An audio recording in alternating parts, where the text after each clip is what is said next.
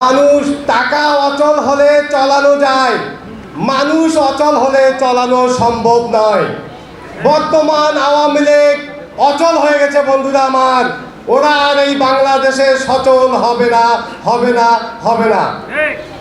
আপনারা জানেন আমাদের আপসীন নেত্রী, তিনবারের সফল প্রধানমন্ত্রী বেগম খালেদা জিয়া বলেছিলেন, আমরা আওয়ামী লীগকে পচানোর সুযোগ দিচ্ছি, আওয়ামী লীগ পচে যাবে, আওয়ামী লীগের শরীর থেকে দুর্গন্ধ ছড়াবে।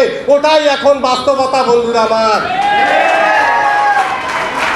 আমরা অনেক জায়গায় দেখতেছি যারা বিগত দিনে আওয়ামী লীগের সঙ্গে লিয়াজো করেছে, আওয়ামী লীগের সঙ্গে আতাত করেছে, আমাদের কিছু নেতা, আমাদের কিছু ভাই জানি না কি কারণে তাদেরকে স্পেস দিচ্ছে।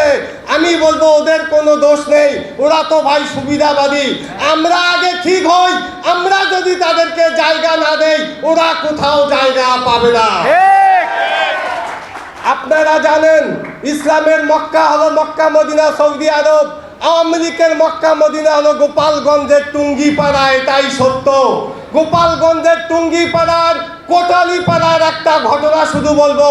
কোটালীপাড়ার দীর্ঘদিনের সভাপতি, 30 বছরের সভাপতি, সাবেক চেয়ারম্যান, উনি ওনার বাসার সামনে নৌকার মুরাল ভেঙে ফেলেছে।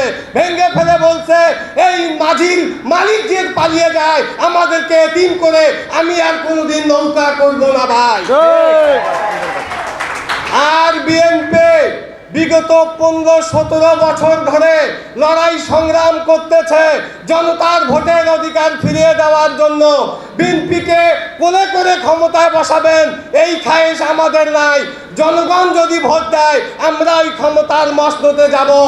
কিন্তু রিসেন্টলি দেখা যায় ওই সকল দল বিগত দিনে নির্বাচনের কথা বললে উত্তর চুলকানি, এখন কিছু দলের নির্বাচনের কথা বললে ওঠে সুরসুরি। পার্থক্য শুধু এতটুকুই। তো আপনাদেরকে বলতে চাই, বিএনপি একটা সমুদ্রের মতো দল। বিএনপি যদি এই সমুদ্রের স্রোত হুঙ্কার ছাড়ে আপনারা স্রোতের খাতায় খড়কুটোর মতো ভেসে যাবেন। আপনারা বাড়াবাড়ি করেন না।